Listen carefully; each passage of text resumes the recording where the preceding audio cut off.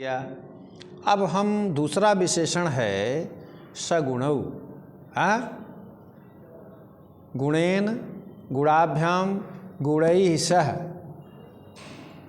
ऐसा अगर विग्रह करते हैं तो गुणेन सहिता सगुणः तौ सगुणौ, ऐसा भी हो जाता है। समझ रहे हो ना। बोपसर्जन सूत्र से सहस्य को सह को स आदेश होता है। गुणेन सहितः सगुणः। तो अर्थात शब्द अर्थ कैसे होने चाहिए? का सगुणौ। कैसे होने चाहिए? सगुणौ। मतलब गुण के सहित जो शब्द अर्थ होंगे उनको हम क्या नाम से क्या कहते हैं? काव्य कहते हैं। बात समझ रहे हो नहीं? गुण के सहित जो होंगे ऐसे शब्द अर्थ को हम काव्य कहते हैं। बात समझ रहे हो नहीं? तो सगुणौ पद जो है यहाँ तो कहा कि अब आचार्य विश्वनाथ कविराज ने इस पर भी क्या नाम से खंडन किया है। क्या खंडन किया? कहा कि गुण तो रस के धर्म होते हैं। गुण कहाँ रहते हैं? रस में। तो कहा गुण जो है रस के धर्म होते हैं, वो रस में ही रहते हैं, शब्द अर्थ के धर्म नहीं होते हैं। शब्द और अर्थ के धर्म नहीं होते हैं। तो आचार्य मम्मट ने शब्द अर्थ में नहीं रह सकते जब ये जानते थे, तो आचार्य मम्मट ने सगुणौ विशेषण जो है कैसे दिया, यह उनको नहीं कहना चाहिए। सगुणौ शब्दार्थौ, यह जो विशेषण उन्होंने दिया यह उनको प्रयुक्त करना उचित नहीं था। ये आचार्य विश्वनाथ कविराज का पक्ष है। ठीक है ना। लेकिन मैं आपसे एक चीज़ ये पूछ रहा हूँ कि आचार्य विश्वनाथ ने मम्मटाचार्य को मानो कोई बिल्कुल साधारण से विद्यार्थी को समझ रखा, जैसे साधारण विद्यार्थी हो ऐसा वो समझ रहे हैं।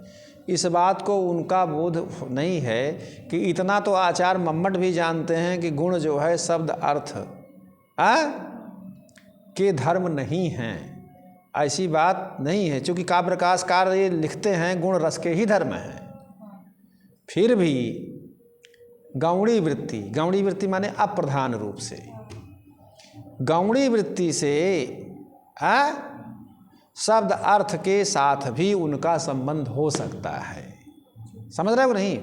जैसे कोई पिता है, वो पुत्र के साथ जन्य जनक भाव संबंध है। जन्य जनक भाव संबंध, जन्य पुत्र है, जनक पिता है। लेकिन चाचा इत्यादि जो है वो भी कहते हैं बेटा ना। बुआ भी बेटा कहती है। तो उससे परंपरा संबंध है कि नहीं? बेटे का परंपरा संबंध है ना। तो उसी तरह से साक्षात जो है गुण रस के धर्म हैं, शब्द अर्थ के नहीं। लेकिन परंपरा संबंध से शब्द और अर्थ में भी गुण रहते हैं। समझे कि नहीं? बात समझ रहे हो नहीं? कहा यह बात आप अपने से कह रहे हो कि इसका कोई प्रमाण है? कहा कि अष्टम उल्लास में आचार्य मम्मट ने लिखा है कि गुण वृत्त्या पुनस्तेषां वृत्ति शब्दार्थयोर मता।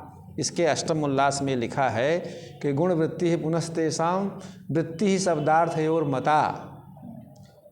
अर्थात गौणी वृत्ति से माने अप्रधान रूप से शब्द अर्थ के साथ भी गुणों का संबंध का वो उन्होंने प्रतिपादन किया है। उसी दृष्टि से यहाँ शब्दार्थों के विशेषण के रूप में सगुणों का प्रयोग आचार्य मम्मट ने किया है। इसीलिए विश्वनाथ आचार्य विश्वनाथ कविराज ने पांडित्य प्रदर्शन के लिए काव्य प्रकाश को यह पंकक प्रक्षेप किया है। कीचड़, पंक माने कीचड़ का, प्रक्षेप माने फेंका है। वह सब केवल अकांड तांडव मात्र है उनका। समझे कि नहीं? वास्तविकता कुछ नहीं है, केवल अकांड तांडव है। तो कहा कि एक चीज़ ये बताइए कि जब गुण जो है रस के धर्म हैं, गुण जो है रस के धर्म हैं, तब आचार्य मम्मट ने इसको सगुणौ क्यों कहा? कहा परंपरा संबंध से शब्द अर्थ में भी रहते हैं इसलिए कहा तब इतना कहा कि शब्द गौरवम गौरवम ज्ञान गौरवम गौरवम नहीं ना एतादृशी राजाज्ञा। शब्द गौरव गौरव हो, ज्ञान का गौरव गौरव नहीं, ऐसी कोई राजाज्ञा नहीं है। कहा कि ऐसा है कि तब उसको सरसव कहना चाहिए, सरसव विशेषण देना चाहिए। भाई सीधे सीधे बोध हो जाए, सर को ऐसे पकड़ना तो ऐसे घुमा करके क्यों पकड़ रहे हो?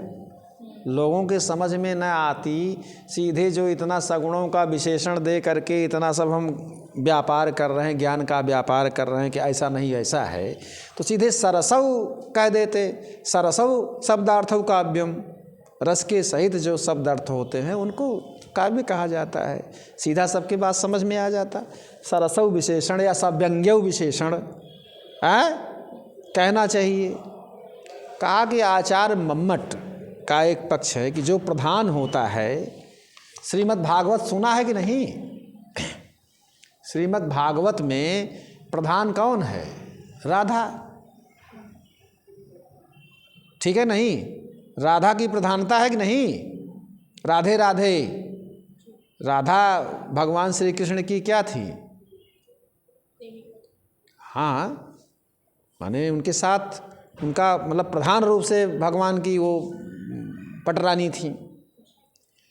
लेकिन श्रीमद् भागवत में सबसे प्रधान होने के बाद भी कहीं राधा का नाम नहीं आया है। समझे कि नहीं कि राधा का नाम आया है? राधा का नाम श्रीमद् भागवत में नहीं आया है। कृष्ण का नाम तो बहुत आया है और लोगों का बड़ा नाम आया है, लेकिन राधा का नाम ही नहीं एक बार आया है, सबसे प्रधान फिर भी। तो जो बहुत प्रधान होता है उसका नाम जल्दी नहीं लिया जाता। समझ रहे हो ना? तो आचार्य मम्मट को अभी व्यंग की स्थापना करनी है। ध्वनि के विरोधी जो आचार्य हुआ करते थे,